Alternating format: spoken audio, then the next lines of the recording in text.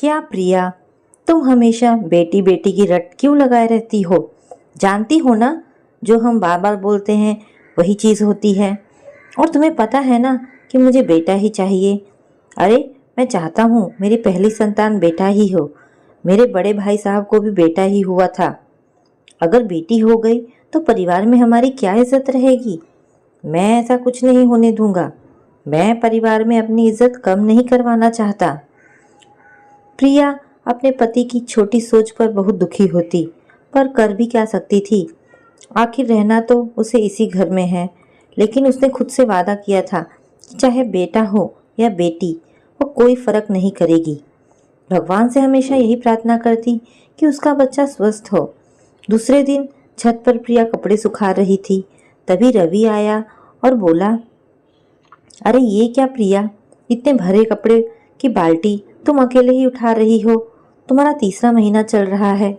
इतनी लापरवाह कैसे हो सकती हो तुम?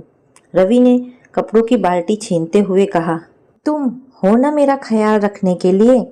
और वैसे भी थोड़े ही कपड़े थे तो सोचा छत पर सुखा देती हूँ। मैं कुछ नहीं सुनना चाहता। मेरे गौरव बेटे को कुछ हो गया तो मुझसे बुरा कोई ना होगा। अच्छा जी, तो नाम भी आपने सोच लिया? और अगर गुड़िया हुई तो क्या नाम सोचा है आपने? रवि झल्ला उठता है। क्या तुम हमेशा गुड़िया गुड़िया करती हो? तुम्हें पता है ना कि मुझे सिर्फ बेटा ही चाहिए, फिर भी हर बार तुम यही बात करती रहती हो। सिर्फ बेटा ही होगा, देख लेना। रवि कहता हुआ कमरे में चला गया। प्रिया वहीं कुर्सी पर बैठ गई। उसे अपने पति की ओछी सोच पर बहुत ही चिढ़न हो रही थी। वह इतनी दकियानुसी सोच रख सकता है, ये उसने कभी सोचा नहीं था। रात को डिनर भी दोनों ने साथ बैठकर खाया, पर उनके बीच कोई बात ना हुई। प्रिया सोच रही थी शायद रवि को अपनी गलती का एहसास होगा, वो माफ़ी मांग लेगा और वो माफ़ करके सारी बातें भूल जाएगी। वो इंतज़ार ही करती रही, पर रवि ने एक शब्द नहीं कहा और उठकर सोने चला गया। अगले दिन ऑफिस के लिए तैयार होते हुए रवि ने कहा, आज शाम को मैं जल्दी आ जाऊंगा, तुम तैयार रहना। डॉक्टर के पास चेकअप के लिए जाना है। पर डॉक्टर ने तो 15 दिन बाद की डेट दी है। चेकअप के लिए तो आज क्यों? अभी तो मेरी तबीयत भी ठीक है। जितना बोला है उतना करो। वैसे भी हम डॉक्टर विभा के नहीं, मेरे दोस्त के क्लिनिक जा रहे हैं तुम्हारा भ्रूण परीक्षण करवाने के लिए। इतना सुनते ही प्रिया के रोंगटे खड़े हो गए। वो शून्य हो गई। एक पल तो उसे अपने कानों पर विश्वास ही नहीं हुआ कि रवि ऐसा कैसे कर सकता है। खुद को संभालते हुए उसने कहा कि इसकी क्या जरूरत रवि, तुम इतनी दकियानुसी सोच कैसे रख सकते हो? क्या फर्क पड़ता है, लड़का हो या लड़की? जो भी होगा हमें स्वीकार होगा। आखिर है तो हमारा ही अंश। आज के टाइम में तो लड़का लड़की सब बराबर हैं। लड़कियां भी लड़कों के समान घर का नाम रोशन करती हैं। वह रवि को समझाते हुए कहती है, मुझे फर्क पड़ता है प्रिया, मैं कोई रिस्क नहीं लेना चाहता, इसलिए जांच करवाना बहुत ज़रूरी है। लड़कियां तो सिर्फ बोझ होती हैं, लड़का होगा तो जीवन भर हमारे साथ रहेगा, बुढ़ापे में हमारी लाठी बनेगा, समाज में हमारी इज्जत होगी, जो एक लड़की कभी पूरी नहीं कर सकती। रवि गुस्से में बिफर पड़ा, लेकिन प्रिया ने सोच लिया था कि वह कभी ऐसा नहीं होने देगी। उसने साथ जाने से साफ मना कर दिया। प्रिया के इनकार करने पर रवि गुस्से में सामान पटकने लगा। रवि ने अंत में अपना फैसला सुनाते हुए कहा कि अगर इस घर में रहना है तो जो मैं कह रहा हूँ वही करो। तुम्हें टेस्ट करवाना ही पड़ेगा, नहीं तो इस घर से निकल जाओ। प्रिया ने समझ लिया कि रवि को समझाना बेकार है, इसलिए उसने घर छोड़ने का फैसला लिया और अपना सामान पैक कर घर से निकल गई। हमारा समाज कितना भी आगे क्यों ना बढ़ गया हो, वो नारी को ही दबाने का प्रयास करता है, जो कि रवि ने प्रिया के साथ किया। पर प्रिया जाएगी कहाँ? उसके माँ बाप का देहांत तो बचपन में ही हो गया था। प्रिया के मम्मी पापा के देहांत के बाद मामा जी ने जैसे तैसे प्रिया की शादी करके अपनी जिम्मेदारी से मुक्ति ली थी। फिर ऐसी हालत में उसे कौन सहारा देगा? ऐसे में उसकी कॉलेज की सहेली रेनू, जो एक एनजीओ में काम करती थी, उसने सहारा दिया। उसने एनजीओ में ही उसे नौकरी लगा दी, जहां उसे रहने को घर भी था। दिन बीतने लगे। इसी बीच उसने रवि से कई बार संपर्क कर उसे समझाने की कोशिश की, लेकिन रवि ने एक न सुनी और उससे तलाक ले लिया। प्रिया करती भी तो क्या करती, अपनी कोख में पल रही नन्ही सी जान को दुनिया में लाने के लिए उसने रवि से तलाक ले लिया। कुछ महीनों बाद प्रिया ने एक प्यारी सी बेटी को जन्म दिया। बेटी का प्यारा सा चेहरा देखकर प्रिया के सारे दुख आंसुओं में बदल गए। वह उसे प्यार से चूमने लगी और उसे गले लगाकर उससे वादा किया कि मैं तुझे कभी कोई दुख नहीं पहुंचने दूंगी। तू बड़े होकर मेरा नाम रोशन करेगी।